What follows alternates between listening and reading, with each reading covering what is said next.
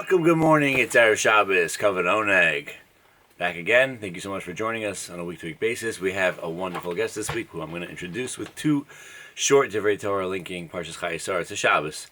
First off, we'll start with the fact that Eliezer had to unmuzzle Avram Avinu's camels before bringing them into Lavan's house. So we're all familiar, or most of us are familiar, with a famous Gemara about the camels, the donkey, I should say, of Pinchas ben Yair, that he was stolen, and they wanted to feed him. And for 3 days, the animal went without food until they finally returned it. And the outcome was they realized that they were serving him food that was not 100% kosher. There were tithes and different things that were not taken from the food. So one can ask a question. The outcome of that Gemara is that we see from here that even the animals of great sages don't sin. All the more so sages. So one can Tosas asked in that Gemara actually, but we see many times that great people sin. That it happens. It's a facet of life.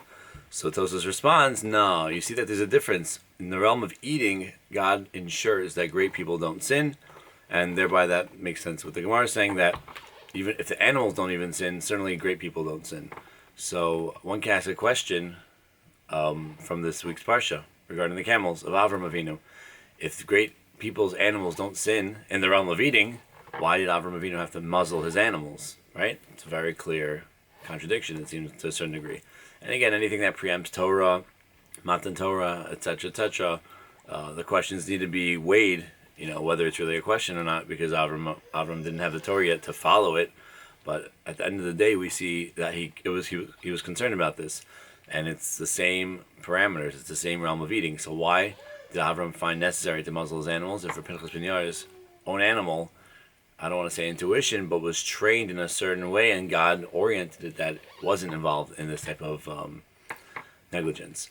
So one can make a simple distinction that the animals of Avram Avinu didn't want to engage in stealing via eating. Now, when the animal eats, that is accomplishing the act of stealing, but that act of stealing is not innate in the food. There's nothing wrong with the food. The animal will be eating grass or whatever the animal will be eating, grain, feed. It's not inherently usher. It's not inherently prohibited. Whereas, in the case of Pinchas ben Yair and other examples of the Gemara, it would be a element that we don't. It's like a disgusting thing. It's not such a nice thing when a great sage or their property even is engaged in eating something that's innately forbidden, whether it be non-kosher animals, something that's treif, or other things that might have, let's say, chavetz on Pesach, these types of things that become inherently forbidden, as opposed to something that is just forbidden because it's being eaten as a result of it being stolen. We see from here and many other aspects of Yiddishkeit how important eating is, and not only in the realm of nourishing yourself, making sure that you have energy to serve HaKadosh Baruch Hu, but also where the food comes from, ensuring that we have the proper kashrus in place, in certain arenas as well. Chalav Yisrael and other things come into play, that they say that these things affect one's own deep down spiritual drives and inclinations.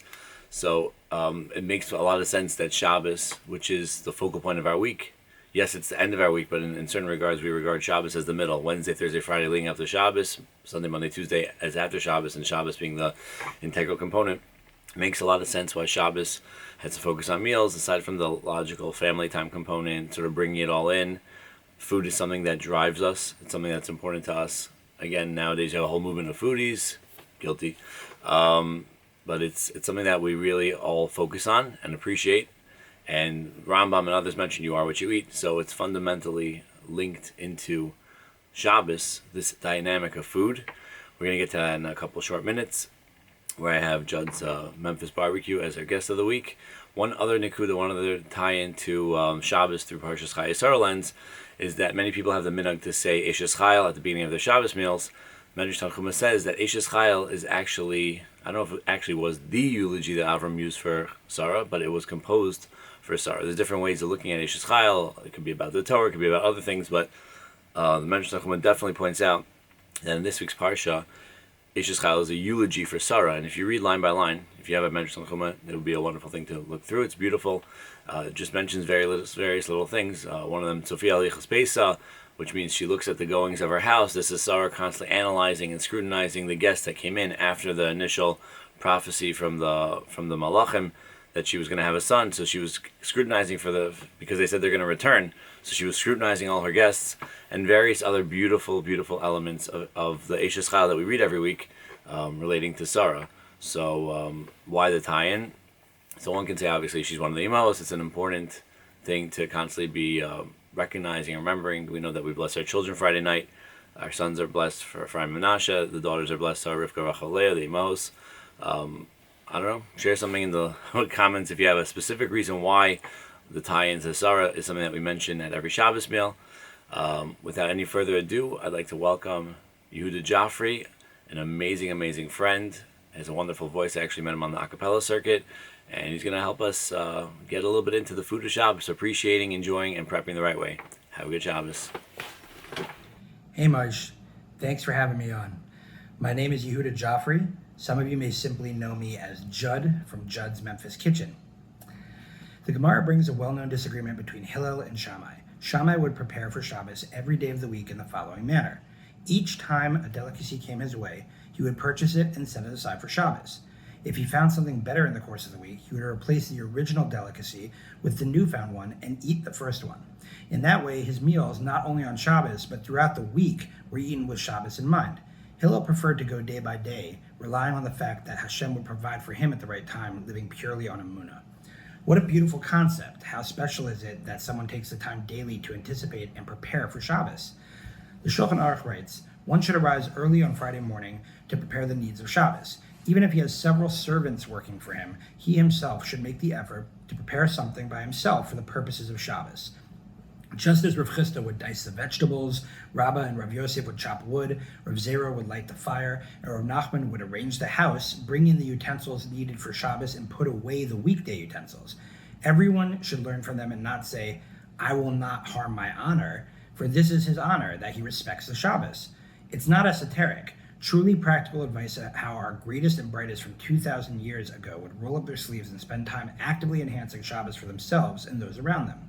Now, when it comes to spending time developing and creating new dishes, as well as forms of cooking that require time, we truly demonstrate our daily love for Shabbos. I wanted to share a few minutes with you to give you a little bit of a background of how I got into this particular area of cooking, and maybe even give you a few ideas to enhance your Shabbos. I grew up in Memphis, Tennessee. And aside from my mom owning the town kosher bakery when I was living there, I was exposed to the great barbecue traditions of the city of Memphis, mainly through my dad's love of grilling and smoking meats over the years. I later moved up to New York and I started a family. Although I was doing well as a real estate broker in Brooklyn, I knew my passion did not lie in that field. I kept being drawn into the cooking world. First, I started it as a side hustle to my real estate career, but as demand increased for my smoked briskets, fried chicken, smoked deli platters, and more, I knew I had to make a choice. So a few years back, I started Judd's Memphis Kitchen in New York. I jumped into cooking full-time and I never looked back. I eventually even opened a retail shop also called Judd's Memphis Kitchen in Cedarhurst, New York. We shut the shop down shortly before COVID started.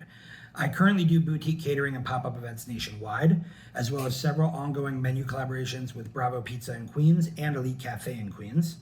I also have a Southern barbecue smoked salmon with the Rebbe's Choice brand that is available in kosher grocery stores nationwide. I am also working on a line of spices and sauces that will hit the market in the future. In addition to all that, I'm part of the internet video company Trippin' Kosher, which has been creating amazing kosher content for years, showcasing and storytelling restaurants, kosher manufacturing plants, wineries, etc.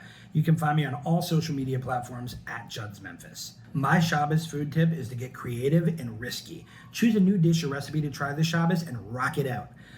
Breaking out of the mold of just basic chicken, meat, kugel, which of course there's nothing wrong with those traditional dishes, will bring new levels of excitement to your Shabbos table. A quick basic cooking tip, sear your meat for a few minutes before cooking because this creates that amazing crust and caramelization that really amps up the flavors in your meat dishes. And also just to go back to what we were talking about in the Devar Torah earlier, I also love to run around New York and go to these delis and things like that and high-end Shabbos prep places and pick up cool new dishes, different kinds of fish or herring or chicken strips or kugels or inventive challahs or things like that. And I'll just collect those over the week as well and bring them home. And that will also enhance my Shabbos and make it different and exceptional. So again, everybody have a wonderful Shabbos, a restful Shabbos, a peaceful Shabbos. Stay safe. And Judd's, baby.